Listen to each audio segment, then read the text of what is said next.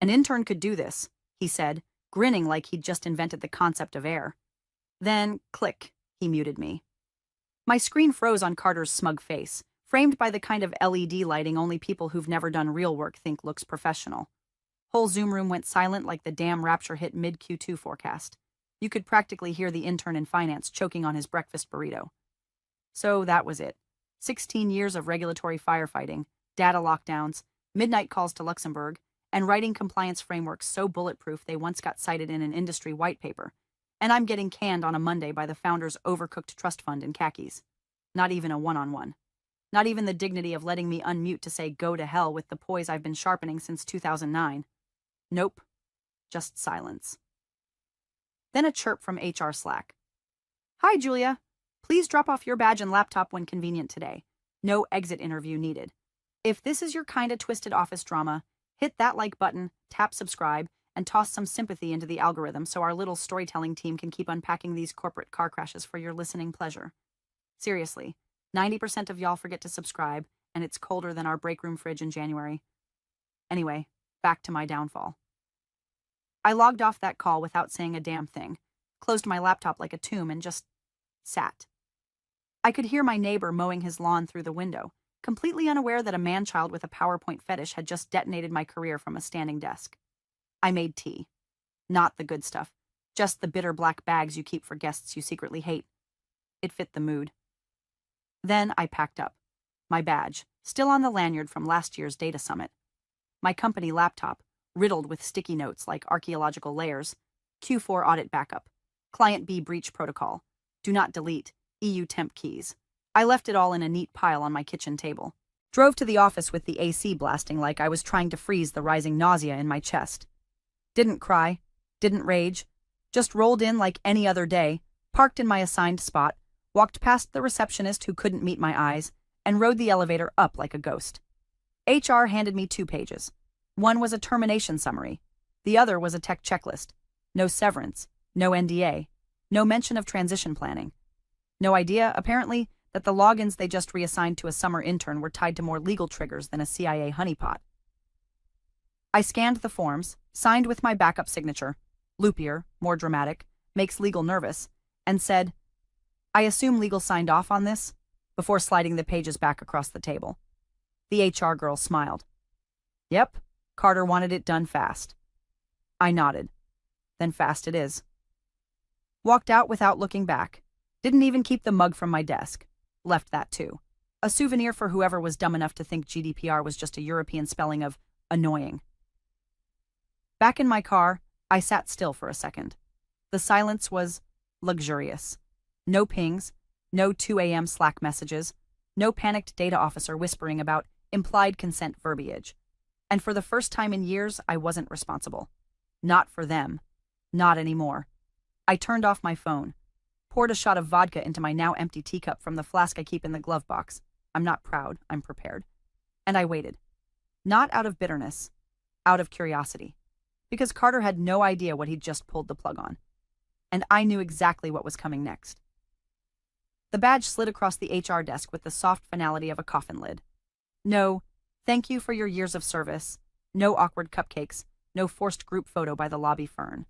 Just me, the junior HR associate. Poor thing looked like she still used glitter pens, and a busted Keurig hissing like it knew something was about to catch fire.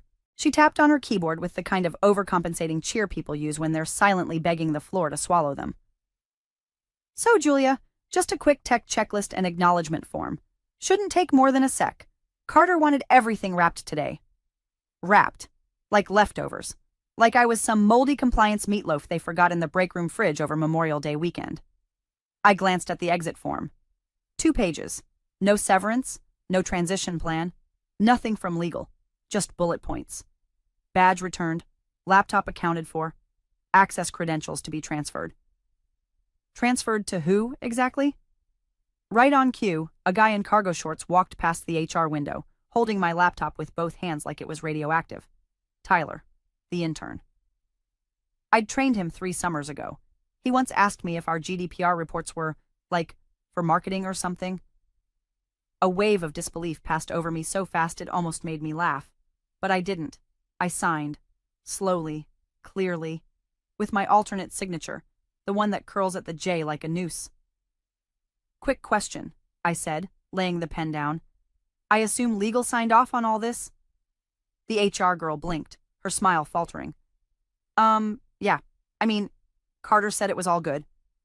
So not legal then. Just Carter. I stood, picked up my empty travel mug, and gave her a nod. Then we're done. I walked out like I'd just mailed a bomb. Calm, deliberate, already imagining the ticking that no one else could hear. Because here's what they didn't understand, and what Carter, in all his Harvard-like brilliance, couldn't possibly have known. My credentials weren't just for show. They were embedded, legally, in every consent record, every compliance key, every international data transfer protocol that crossed our servers. My digital fingerprints were the damn gate code. Stripping them without a proper offboarding? That's not just sloppy. It's federal. I drove home slow, like I was pulling away from a crime scene I hadn't committed yet. By the time I got inside, my work Slack had already deactivated. Email, too. They were fast, I'll give them that. A little too fast. No one thought to forward anything.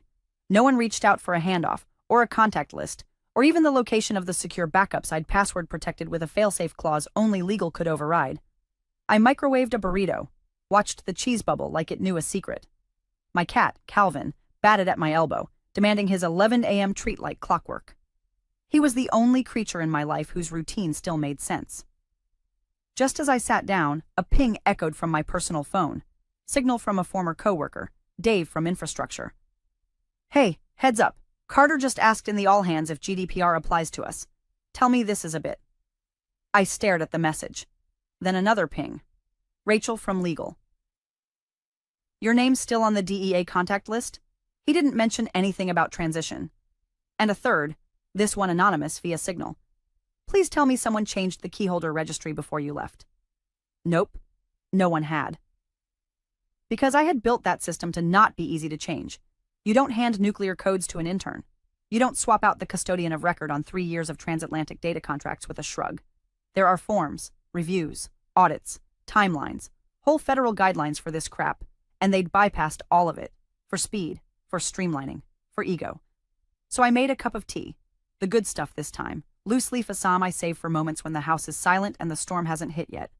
Then I sat. Not anxious, not angry. Just still. Because they didn't know what they'd done. But they would. Oh, they would. By noon, my phone was vibrating like a toddler after 5 Capri Suns. First message was from Dave again. Carter just asked if GDPR applies to us. Please tell me this is a joke. It wasn't, but it was a punchline. A very expensive one. Second message came from a paralegal I used to mentor. Hey, did they update the DEA contact? Because your name's still in the registry, and there's a request for signature pending on the compliance server. I didn't respond, just stared at my cup of tea, slowly steeping, turning darker with every second like a bruise developing in real time. Deleted Slack. Not out of spite, out of mercy. For me. For the part of me that had already walked away and didn't need to watch the house burn from the front lawn. The truth was, I'd seen this storm forming 3 months ago. Carter wasn't subtle. He came in all chirpy LinkedIn buzzwords and synergy acceleration. Started asking questions like, why is compliance such a cost center? And do we really need separate signatories for EU data? That's when I'd started my little side project. See, years ago, during a particularly nasty audit cycle, I'd proposed a protocol system. Every data transfer, every regulatory touchpoint, every legal backup documented and logged in a living chain. Verified, time-stamped, password protected. It was supposed to be a way to protect the company. But I'd added a twist. A small legal footnote buried in the access framework. Any removal of the custodian of record without transition acknowledgement and signature by counsel constitutes a breach of compliance protocol under Internal Rule 9G. And that footnote? Signed and approved by the founder himself during the peak of the Cambridge fallout when everyone was terrified of liability and throwing signatures around like confetti. I opened the file, local copy, encrypted of course, and checked the logs. No access attempts, no edit requests, no forwarding metadata. They hadn't even opened it, which meant no one had transitioned me out. No one had changed the records. And the moment the intern, or God help us, Carter himself, tried to sign off on anything regulated, the system would log the attempt and trigger a chain reaction. The kind that ends with a red flag on an EU regulator's desk, or a delayed response that counts as intentional noncompliance, or a ping to the DEA saying their registered point of contact no longer exists. That's the thing about data law. It doesn't wait for you to understand it. It doesn't care if your dad started the company. It only cares that the person listed on the paperwork is reachable and authorized, which I no longer was. Another ping from someone in client relations. Julia, did you take the backup access list with you? The EU client portal just went into failover mode. Nope. I didn't take anything. It just followed me out the door because it was all built with my name in it. You can't patch over that with a new login and some duct tape. That system was a cathedral of bureaucracy, stone by stone, clause by clause. And Carter had just knocked out the keystone. A third message, no sender ID.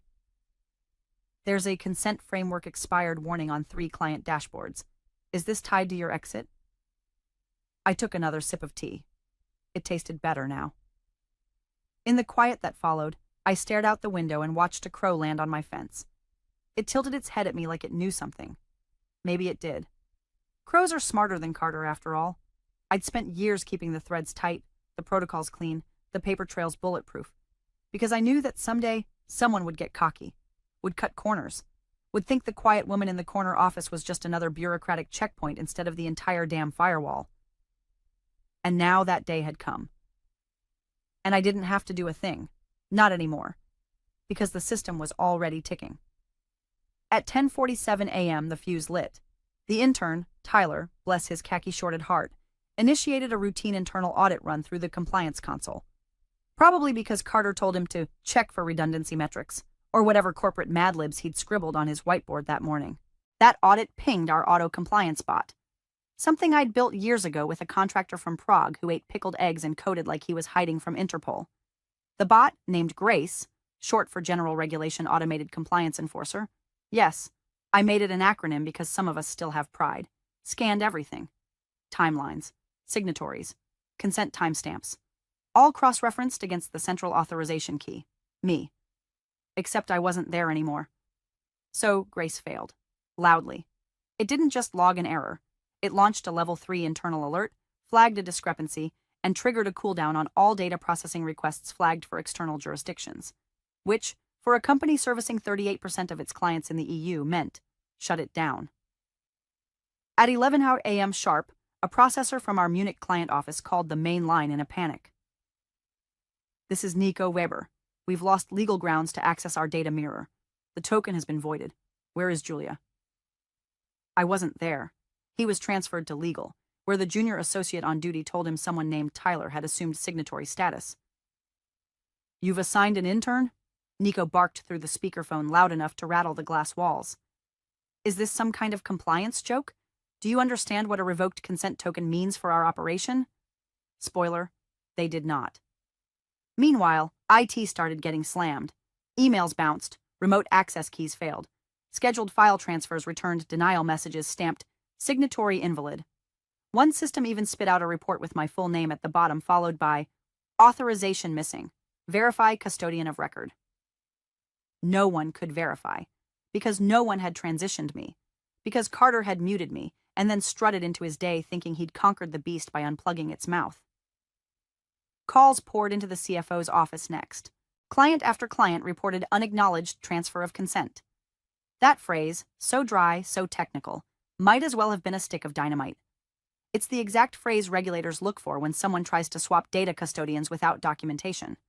It signals either gross negligence or intentional obfuscation. Neither option pairs well with Carter's little streamlining initiative.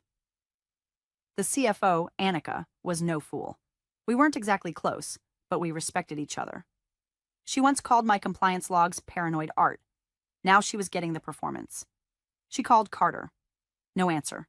She called legal. They were already triaging a dozen emails with subject lines like urgent, withdrawal of data sharing, and immediate review required, breach notification pending. By 11:12, the panic started bubbling into the open. Departments CC'd each other blindly, legal jargon clashing with IT shorthand. Someone from sales had the audacity to reply all with, "Can someone just override the signature and reassign it?" Bless their soul. That's not how any of this works. In the break room, people were whispering. You could feel it, the tension blooming through the air vents like black mold. Carter was still in a closed-door call with a potential investor, smiling like he wasn't sitting on a compliance grenade with a chewed fuse. And me? I was at home, folding laundry. A documentary played in the background, something about shipwrecks and hubris, and how ancient mariners ignored storm warnings until the ocean decided to swallow them whole. Seemed fitting. My phone buzzed again. Rachel from legal. Just one line. This isn't survivable without you. But it was. Just not for them. At 11:17 a.m., someone in legal finally cracked open the regulatory vault I'd left behind. It was probably Rachel. She always read the fine print. The one who flagged a semicolon inconsistency, once that saved us a $200K renegotiation. She'd gone silent the past couple months. Carter didn't like people who talked in full sentences about risk. But now, she was digging. What she found wasn't subtle. It was surgical. My name was everywhere. Everywhere. Custodian of record on EU consent frameworks. Keyholder on our deferred enforcement agreement with the U.S. Department of Commerce. Lead signatory on 5 cross-border data transfer protocols. Emergency override on the anonymization watchdog system. And not one of those designations had been transitioned. No signatures. No acknowledgements. No legal review. Nothing. It wasn't just negligence. It was corporate suicide written in courier font.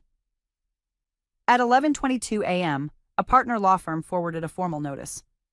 Pending regulatory breach under Articles 27 and 28 of the GDPR.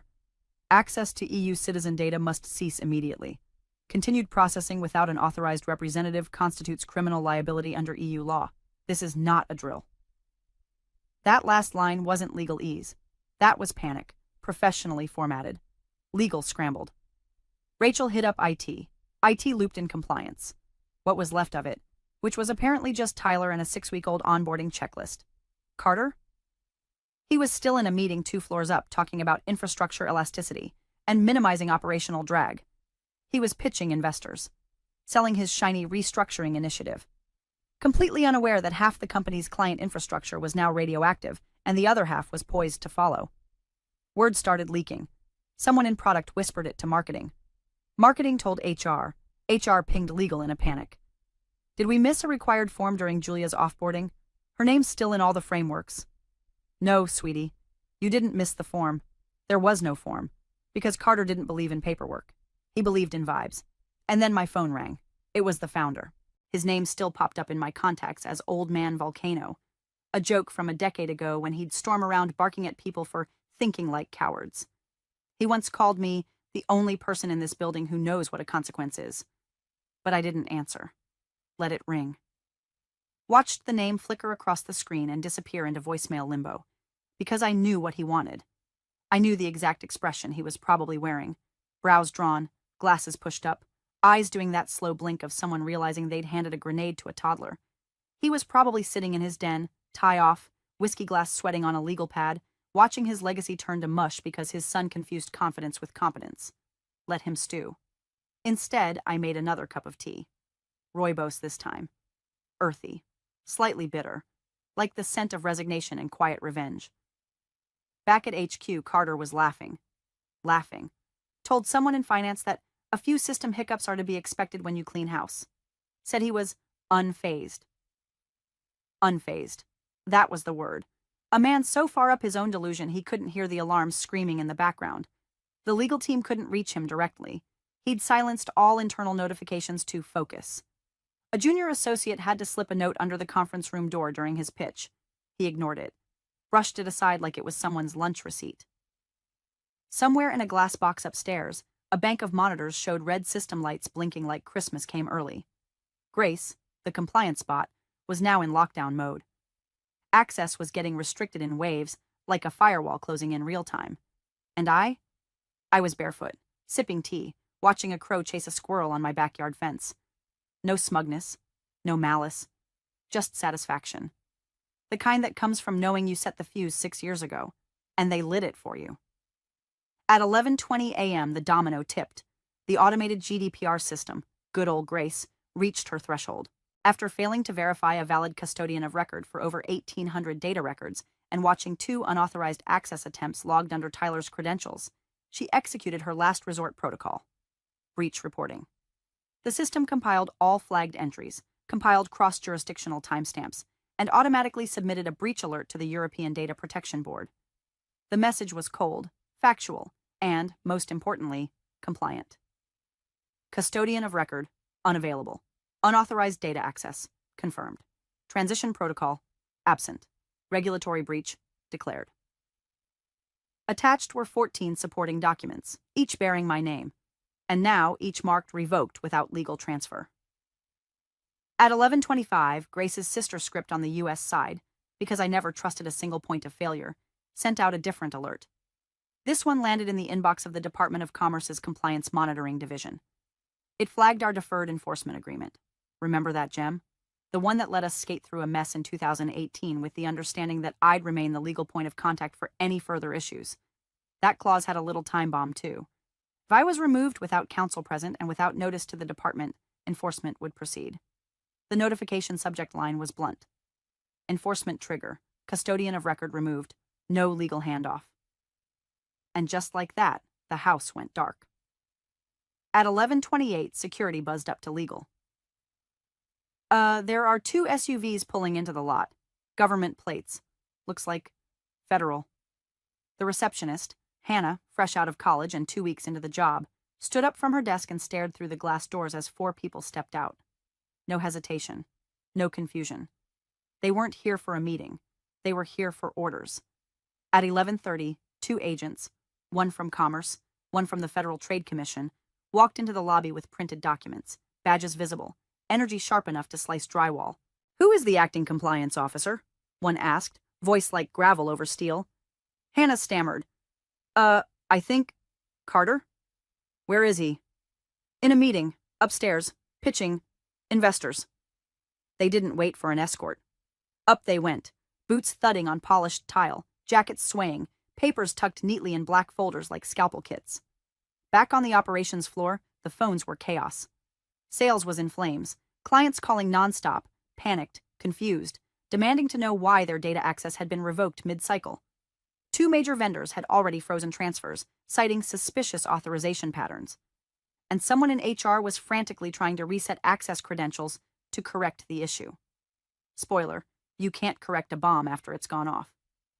Carter's voice, still booming from the glass meeting room, could be heard saying, "And our new lean model eliminates deadweight like redundant compliance checkpoints." Deadweight, redundant. That's what he'd called it. What he'd called me. And then the door opened. The agent stepped in, presented the enforcement order, and didn't even wait for his mouth to close. "Effective immediately," the taller one said. "You are to cease all operations involving protected datasets. This includes client-facing portals, back-end analytics, and all third-party processing flows. You are out of compliance and under investigation." The room froze. One of the investors, some guy in an overpriced watch, whispered, "Is this a joke?" "Nope." Carter tried to talk, of course. He always talked. "But this is just a misunderstanding. We've reassigned everything. It's under control." The shorter agent cut him off. "You removed a federal point of contact without legal oversight. You violated a deferred enforcement agreement, and you gave access to an uncredentialed intern." The last word echoed like a slap. Back at my place, I took a slow sip of tea. Same cup, now lukewarm. Calvin curled at my feet, purring like he knew Mom had won something. The silence was beautiful. No dings, no buzzes, just the hum of justice syncing itself with reality. They'd asked for a world without me. Now they had it. And it was collapsing. The boardroom was all glass and ego. Carter was mid-slide, pointing at a pie chart titled Operational Efficiency Post-Redundancy Reduction, when the door opened and security stepped in. "Mr. Carter?" the guard asked, voice low but firm, like a bouncer who knows the DJ isn't stopping the music. "You need to come with us."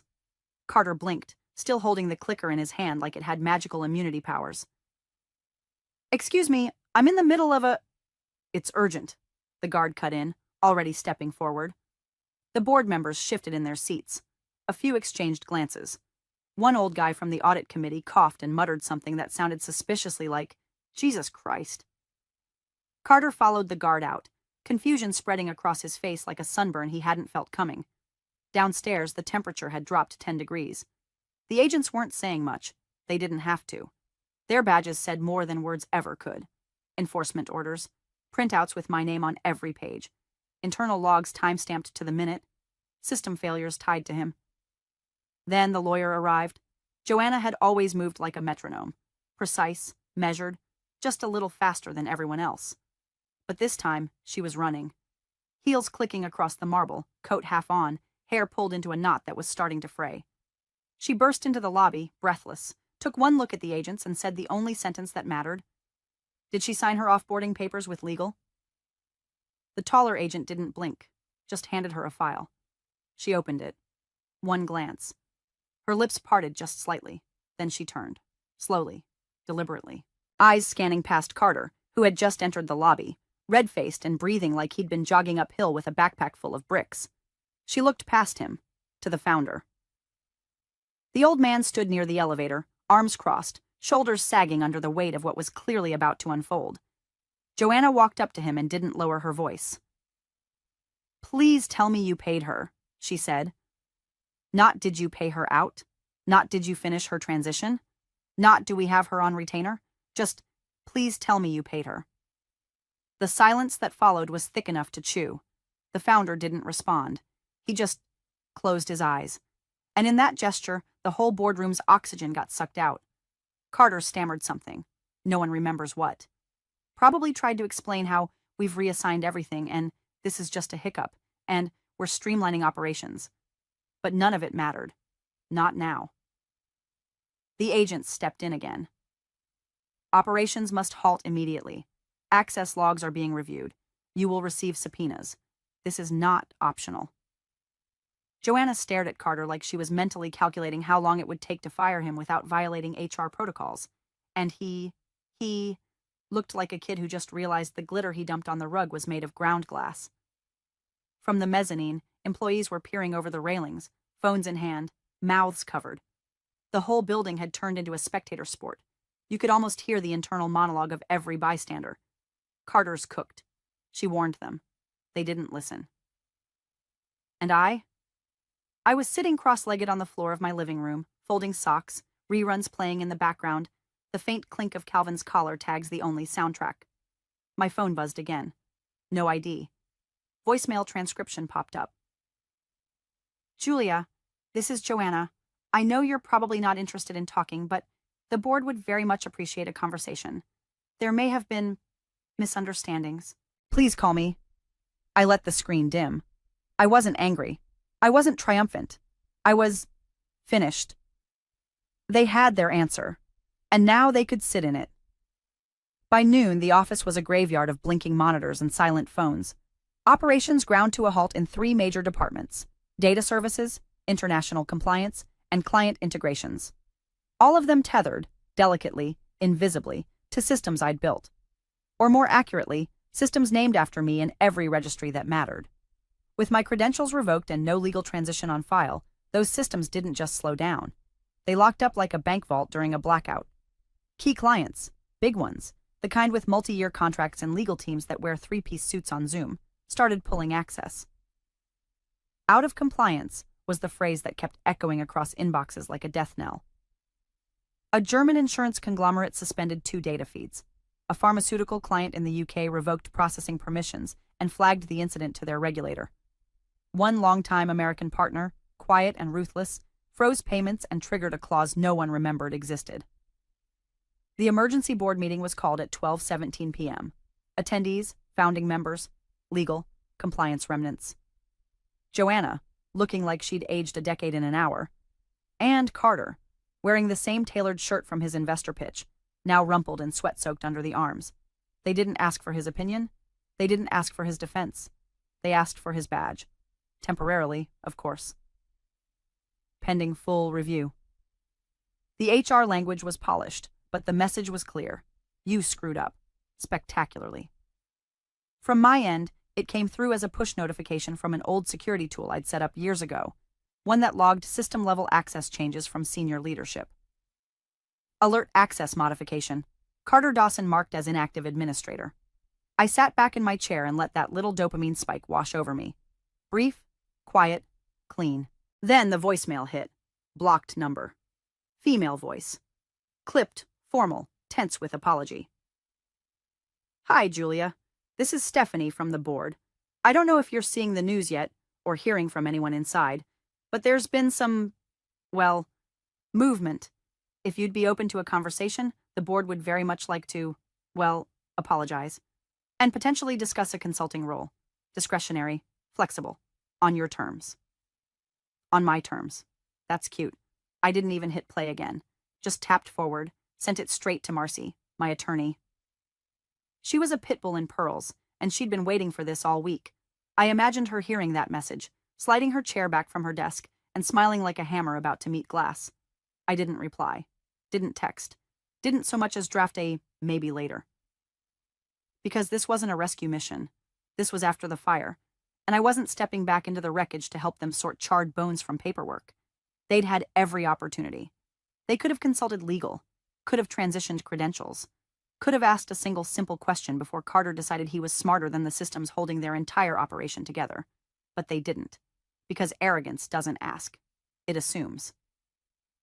And now they could enjoy the silence I left behind. Back at the office, the elevators were locked down. Visitors rerouted. A compliance review panel was scheduled, and 2 outside firms were brought in to assess systemic process failures. No one said Carter's name. They didn't need to. Everyone knew.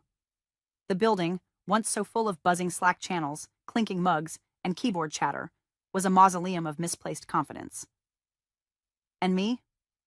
I reheated my lunch, fed Calvin half a can of tuna for being an emotional support menace, and opened a new folder on my laptop titled Retainer Discussions. Justice doesn't always arrive with fireworks or fists. Sometimes it just calls, politely, and waits while you hand it to your lawyer. The conference room was silent but for the hum of the HVAC system, pushing cold air across a table full of paper ghosts. Joanna sat at the head, sleeves rolled, jaw tight. Her paralegal stood behind her, eyes glued to a thick file folder that hadn't seen daylight since the pre-pandemic compliance review era. The founder was there too, hunched over like his chair had aged with him, and across from them sat Carter, deflated, tie askew, face drained of the smug color it used to wear like war paint. No one spoke. Until Joanna did. "We missed something," she said, voice flat. She didn't look at Carter. She looked at the folder. "This," she continued, opening it with surgical precision, "is your former employee's contract. Julia Greer, Director of Data Compliance. 16 years of service. Impeccable record. Minimal turnover. No HR flags." She slid a page free from the back. "And this," she said, placing it face up on the polished wood, "is her addendum. Executed in 2021. Risk mitigation phase. Signed by legal, compliance, and..." She turned her eyes to the founder. "You." The founder didn't blink, didn't flinch. Just sighed, slow and quiet, like an elevator descending through a collapsed shaft. Carter leaned forward, trying to understand. "What is it?" Joanna didn't soften. "A clause. Inserted during a routine policy review after our last audit scare. Drafted by Julia. Reviewed, approved, filed." She tapped the clause with her pen. "In the event of involuntary termination of the undersigned without presence or involvement of legal counsel during the offboarding process, including but not limited to document review, credential transition, and role dissolution, the company agrees to a contractual liability payout of $2.7 million USD to be rendered within 30 days of breach." A pause. The kind of pause that kills careers. "Did you," she asked, still calm, "have legal present when you fired her?" Carter swallowed. "No. I didn't think it was..." "You didn't think." She turned to the founder. "Did you authorize a carve-out to that clause?" He shook his head. "Once. Slow."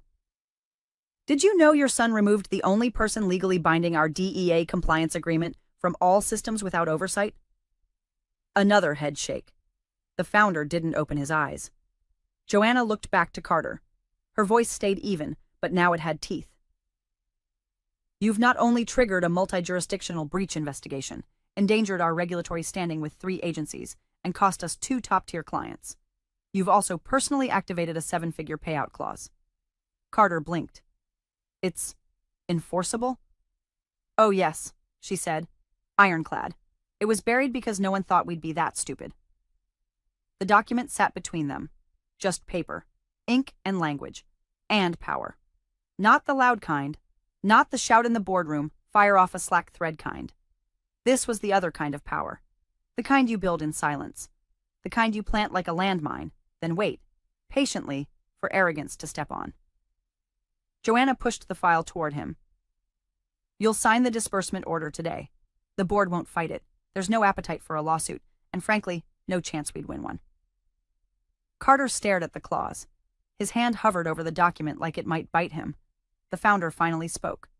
Just 3 words. I told you. Nothing more.